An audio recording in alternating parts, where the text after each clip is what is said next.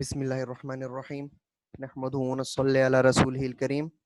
Dear students, second chapter का पहला topic है रदरफोर्ड्स एटॉमिक मॉडल। इसको इसको पढ़ने से पहले डाल्टन एटॉमिक थ्योरी रिवाइज करा देता हूँ। डाल्टन ने कहा था कि all the elements, all the matter is composed up of teeny smallest particles called atoms, indivisible particles called atoms। में जो मैटर है वो बहुत छोटे छोटे पार्टिकल से मिलकर बना है जो कि इंडिविजिबल है, इनको हम एटम्स कहते हैं। अब इस एटम का स्ट्रक्चर फाइंड करने के लिए डिफरेंट साइंटिस्ट ने एक्सपेरिमेंट किए, डिफरेंट साइंटिस्ट ने तगोदो की, कोशिश की, मेहनत की ताकि इस एटम का हम स्ट्रक्चर फाइंड कर लें, शेप फाइंड कर लें कि आखिर डाल्टन ने जो थ्योरी पेश की वेदर वो करेक्ट है या रॉन्ग है। सो इस इनमें सबसे पहले कामयाबी हासिल हुई रदरफोर्ड को। उसने 1911 में एक एक्सपेरिमेंट किया। इस एक्सपेरिमेंट को पढ़ने से पहले, सीखने से पहले मैं आपको अल्फा पार्टिकल्स के बारे में बताऊंगा कि अल्फा पार्टिकल्स क्या होते हैं। Alpha particles basically doubly positively charged helium nuclei है। यानी अगर आप एक हीलियम एटम लें जिसका एटॉमिक नंबर 2 है, मास नंबर भी 2 है, यानी मतलब 2 प्रोटॉन्स हैं, 2 न्यूट्रॉन्स हैं एंड 2 इलेक्ट्रॉन्स हैं। अब अगर हम इस हीलियम न्यूक्लियस को आयोनाइज कर लें, इस हीलियम एटम से दोनों इलेक्ट्रॉन्स रिमूव कर लें तो बाकी सिर्फ सेंट्रल न्यूक्लियस रह जाएगा। सो ये बेसिकली अल्फा पार्टिकल है। यानी one alpha particle is equals to only 2 protons and 2 neutrons along with doubly positively charged, क्योंकि हमने 2 इलेक्ट्रॉन्स रिमूव कर लिए थे, so that's why double positively charge इसके ऊपर इंड्यूस हो गया था।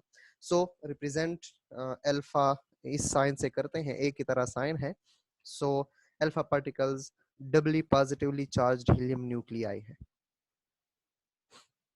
अब आ जाते हैं एक्सपेरिमेंट की तरफ कि रदरफोर्ड ने जो 1911 में एक्सपेरिमेंट किया था, बेसिकली क्या यूज किया था उसमें। उसने एक आयरन फॉयल ली थी, आयरन सॉरी गोल्ड फॉयल या गोल्ड शीट ली थी, इंतहाई बारीक, ऑलमोस्ट 0.00004 सेंटीमीटर उसकी थिकनेस या थिननेस कह लें, वो बरकरार रखी थी, यानी इंतहाई बारीक बनाई थी उसको। सो उसने एक गोल्ड फाइल ली जिसकी थिननेस या थिकनेस 0.00004 सेंटीमीटर थी, इतनी बारीक के एक, आप समझ लें कि एक सिंगल एटम्स की एक लेयर फॉर्म हो गई थी। उसने गोल्ड फाइल के इर्द गिर्द फ्लोरेसेंट स्क्रीन लगा ली। फ्लोरेसेंट स्क्रीन बेसिकली जब भी अल्फा पार्टिकल्स, इस फ्लोरेसेंट स्क्रीन मैक्सिमम ये कैडमियम सल्फाइड से बनी हुई होती है, किसी और मटेरियल से भी बनी हुई होती है। तो जब ये अल्फा पार्टिकल्स इस कैडमियम सल्फाइड के फ्लोरेसेंट स्क्रीन को स्ट्राइक करते हैं तो स्पार्क प्रोड्यूस हो जाता है, एक चमक प्रोड्यूस हो जाता है, जहां पर हमें, चूंकि अल्फा पार्टिकल्स हम आंखों से नहीं देख सकते, सो दैट्स व्हाई उसको डिटेक्ट करने के लिए एक डिटेक्टर लगाया, एक फ्लोरेसेंट स्क्रीन लगाई। उस फ्लोरेसेंट स्क्रीन पर जब चमक पैदा हो जाती तो साइंटिस्ट ये एज्यूम कर लेते कि एक अल्फा पार्टिकल आई है और यहाँ पर स्ट्राइक करके चली गई। उसने अल्फा पार्टिकल का सोर्स लिया जिससे अल्फा पार्टिकल्स जनरेट हो रहे थे। अब चूंकि अल्फा पार्टिकल्स हर जगह पे स्प्रेड हो रहे थे, सो उसको एक नैरो, एक सिंगल बीम में कन्वर्ट करने के लिए स्लिट यूज किया। यानी सिंपल यूनिडायरेक्शनल आप सपोज कर लें, यूनिडायरेक्शनल में कन्वर्ट करने के लिए एक स्लिट यूज किया। अब जब ये अल्फा पार्टिकल्स इस गोल्ड फाइल को स्ट्राइक कर रही थी, हजारों करोड़ों की तादाद में अल्फा पार्टिकल्स जब इस गोल्ड फाइल को, जब उस गोल्ड फाइल के ऊपर फॉल हो रही थी, तो उसने ये नोट किया, गौर से सुने, उसने ये नोट किया कि majority of alpha particles straight pass हो रही हैं। यानी अक्सर हजारों करोड़ों अरबों खरबों किस्म के अल्फा पार्टिकल्स में से अक्सर स्ट्रेट पास हो रही हैं, कुछ डिफ्लेक्ट हो रही हैं, कुछ मुड़ रही हैं, कुछ वापस डिफ्लेक्ट बैक हो रही हैं। 1 in 1 million, यानी 10 लाख में से कोई एक पार्टिकल 90 एंगल से ग्रेटर डिफ्लेक्ट है। यानी ये 90 एंगल है, 90 एंगल, यानी 90 एंगल से भी ग्रेटर डिफ्लेक्शन शो कर रही है 1 in 1 million, यानी 10 लाख में से कोई एक पार्टिकल 90 एंगल से भी ज्यादा डिफ्लेक्शन शो कर रही है। सो क्या नोट किया उसने कि मैक्सिमम अल्फा पार्टिकल्स इस गोल्ड फाइल, जो बहुत ज्यादा थिन गोल्ड फाइल है, इससे मैक्सिमम अल्फा पार्टिकल्स बिल्कुल स्ट्रेट पास हो रही हैं और कुछ अल्फा पार्टिकल्स डिफ्लेक्ट बैक हो रही हैं, कुछ डिफ्लेक्ट हो रही हैं। यानी अक्सर अल्फा पार्टिकल्स बिल्कुल स्ट्रेट पास हो रही हैं, कुछ डिफ्लेक्ट हो रही हैं मुख्तलिफ डायरेक्शन में, कुछ 90 से कम एंगल पे, कुछ 90 से ज्यादा एंगल पे डिफ्लेक्ट बैक हो रही हैं।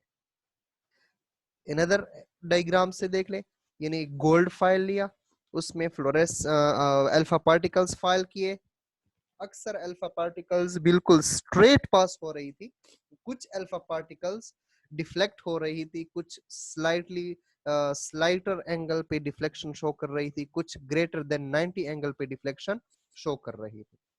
अब उसने अपने एक्सपेरिमेंट से कुछ कंक्लूजन किए। सबसे पहला कंक्लूजन है कि most of the space of an atom is empty. Atom का अक्सर स्पेस एम्प्टी है, यानी चूंकि हजारों करोड़ों अल्फा पार्टिकल्स बिल्कुल स्ट्रेट पास हो रही हैं, सो इसका मतलब ये है कि अक्सर space of an atom is empty. अक्सर एटम का स्पेस वो एम्प्टी है, जिसकी वजह से बिल्कुल वो पार्टिकल्स स्ट्रेट पास हो रही हैं, डिफ्लेक्शन शो नहीं कर रही। ओके, इसी तरह उसने नेक्स्ट कंक्लूजन की कि डिफ्लेक्शन बेसिकली, ये चूंकि मैंने स्टार्ट पहली स्लाइड में आपको अल्फा पार्टिकल्स के बारे में बताया था कि alpha particles doubly positively charge होते हैं, तो उसने क्या कि एटम के सेंटर में भी एक पॉजिटिवली चार्ज बॉडी है, पॉजिटिवली चार्ज सेंटर है, पॉजिटिवली चार्ज पार्टिकल है, जिसकी जिस जिसके साथ ये अल्फा पार्टिकल्स, ये doubly positively charge helium nuclei repel होकर डिफ्लेक्ट हो जाते हैं।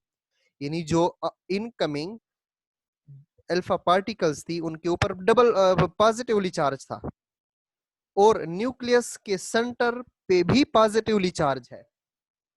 सो आपको पता है कि पॉजिटिव पॉजिटिव आपस में रिपेल करते हैं। सो ये अल्फा पार्टिकल्स जब भी इस पॉजिटिवली सेंटर न्यूक्लियस के पास आएंगे तो ये रिपेल होंगे। सो दैट्स व्हाई उसने, रदरफोर्ड ने कंक्लूड किया कि अक्सर बिल्कुल स्ट्रेट, अक्सर अल्फा पार्टिकल स्ट्रेट पास हो रही थी, जबकि कुछ अल्फा पार्टिकल्स चूंकि पॉजिटिवली चार्ज थी, इसलिए सेंट्रल पॉजिटिवली चार्ज न्यूक्लियस के साथ रिपेल होकर डिफ्लेक्ट हो रही थी, डिफ्लेक्शन शो कर रही थी, वेदर 90 एंगल से कम डिफ्लेक्शन शो कर रही थी या 90 एंगल से ज्यादा डिफ्लेक्शन शो कर रही थी। इसी तरह उसके थर्ड कंक्लूजन ये थी कि these alpha particles are not deflected by electrons। यानी इलेक्ट्रॉन्स का मास चूंकि बहुत छोटा होता है, तो उसने कहा कि इलेक्ट्रॉन्स, अल्फा पार्टिकल्स के रास्ते में इलेक्ट्रॉन्स रुकावट नहीं बन रहे, अल्फा पार्टिकल्स बिल्कुल स्ट्रेट पास हो रहे हैं। बेशक इलेक्ट्रॉन्स बहुत ज्यादा है, रिवॉल्व कर रहे हैं अराउंड द न्यूक्लियस, लेकिन अल्फा पार्टिकल्स, इलेक्ट्रॉन्स का कोई इन्फ्लुएंस नहीं है अल्फा पार्टिकल्स पर, अल्फा पार्टिकल्स बिल्कुल स्ट्रेट पास हो रहे हैं इलेक्ट्रॉन्स के थ्रू। इसी तरह अपने इस एटॉमिक मॉडल को उसने प्लेनेटरी सोलर सिस्टम से तशबीह दी। यानी उसने कहा कि सेंटर में न्यूक्लियस है, जैसा कि सोलर सिस्टम में सेंटर में सन होता है, और इस सेंटर पॉजिटिवली चार्ज न्यूक्लियस के इर्द गिर्द इलेक्ट्रॉन्स मूव कर रहे होते हैं, जिस तरह सन के इर्द गिर्द मर्करी, अर्थ, वीनस और दूसरे प्लैनेट्स मूव कर रहे होते हैं।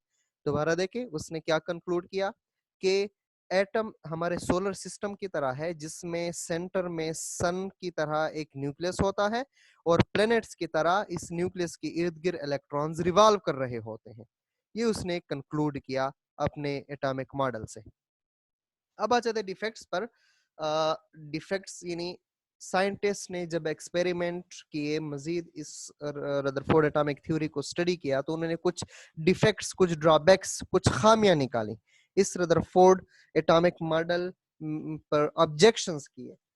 इसमें पहला ऑब्जेक्शन ये था कि रदरफोर्ड, आप कह रहे हैं कि इलेक्ट्रॉन्स न्यूक्लियस के इर्द गिर्द कंटिन्यूसली रिवॉल्व कर रहे हैं, तो आप ये बता दें कि अगर इलेक्ट्रॉन्स न्यूक्लियस के इर्द गिर्द कंटिन्यूसली रिवॉल्व करते हैं, तो हमें पता है क्लासिकल फिजिक्स हमें ये बताती है, ओल्ड फिजिक्स हमें बताती है कि जो चीज कंटिन्यूसली मूव करती है वो कंटिन्यूसली एनर्जी लूज करती है।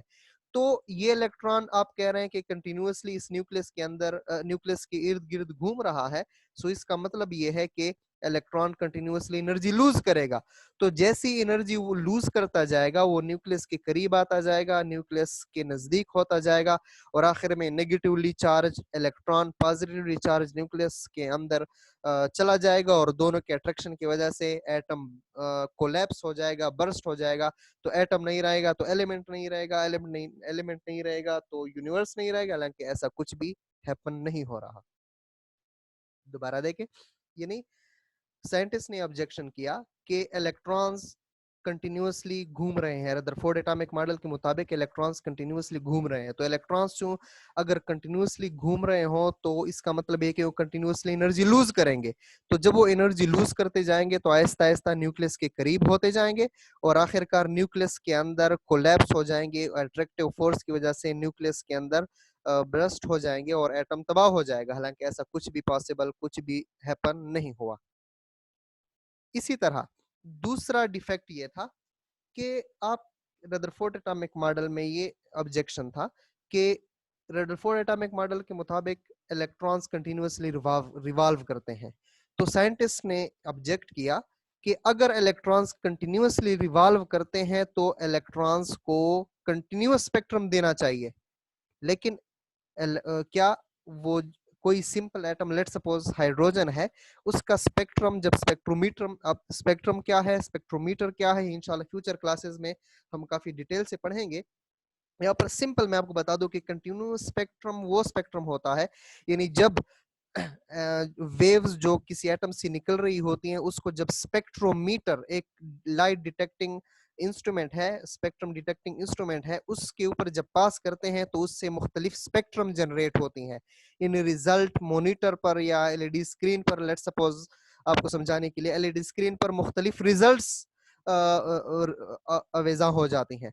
अब इन रिजल्ट में जो कंटिन्यूअसली मूव करता है तो वो कंटिन्यूअस स्पेक्ट्रम देता है, जो कंटिन्यूअसली मूव नहीं करता वो एमिशन लाइन स्पेक्ट्रम या सिर्फ लाइन स्पेक्ट्रम देता है। तो साइंटिस्ट ने ऑब्जेक्ट किया कि आप कह रहे हैं कि इलेक्ट्रॉन्स कंटिन्यूअसली रिवॉल्व कर रहे हैं, तो अगर इलेक्ट्रॉन्स कंटिन्यूअसली रिवॉल्व कर रहे हैं तो होना तो ये चाहिए था कि कंटिन्यूअस स्पेक्ट्रम आता, लेकिन ये लाइन स्पेक्ट्रम आ रहा है। कंटिन्यूअस स्पेक्ट्रम का मतलब ये है कि लाइंस के कलर्स के बीच में क्लियर कट बाउंड्रीज ना हो।